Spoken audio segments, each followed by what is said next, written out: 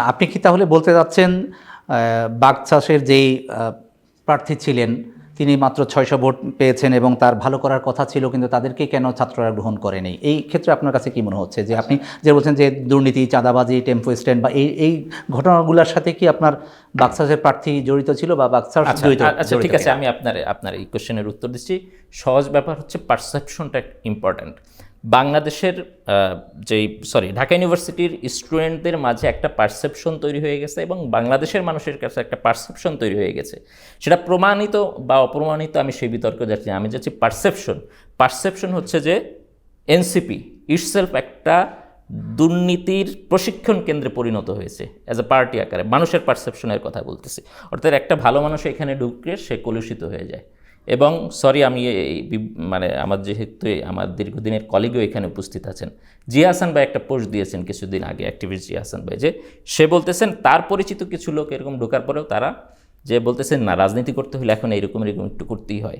এই যে পারসেপশন, এইটা খুব ইম্পর্ট্যান্ট। অর্থাৎ মানুষের কাছে পারসেপশন তৈরি হয়েছে যে এইখানে ঢুকলে একটা দুর্নীতির ক্যারিকাচারের মধ্যে একটু জড়াইতেই হয়।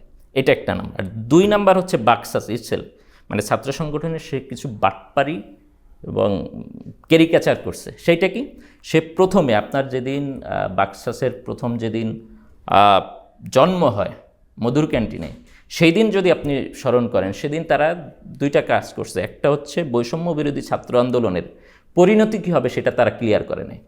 যে অলরেডি তারা যে কমিটি দিচ্ছিল, এই কমিটি কিন্তু ওই যে জুলাই অভ্যুত্থানের সময়ের কমিটি না, পরবর্তীতে তারা এসে সারা দেশে কমিটি দিচ্ছে, রানিং সব জেলায় কমিটি দেওয়া শেষ হয় নাই, এমতো অবস্থায় তারা আরেকটা দোকান খুললো, আরেকটা ছাত্র সংগঠন খুললো, এবং ওইটার কি হবে এটার ফয়সালা না করেই, এবং তারা বললো এটা পুরোপুরি লেজুর ভিত্তিহীন ছাত্র সংগঠন হবে, লেজুর ভিত্তিহীন ছাত্র সংগঠন হবে, সেইটা বলে তারা একটা খুললো। কিন্তু আজকে ছাত্রদের কাছে ক্রমান্বয়ে ঢাকা ইউনিভার্সিটির ছাত্রদের কাছে প্রমাণিত পুরোপুরি লেজুর ভিত্তিক একটা ছাত্র সংগঠন।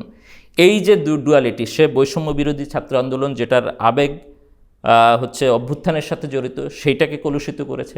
পরবর্তীতে আবার এসে যখন লেজুর ভিত্তিক তখন তারা অভ্যুত্থানের সময়ও বলছে যে ক্যাম্পাসে ছাত্র রাজনীতি, লেজুর ভিত্তিক ছাত্র রাজনীতি চলবে না, কিন্তু নিজেরাই আবার লেজুর ভিত্তিক ছাত্র রাজনীতি সেখানে ইনজেক্ট করেছে।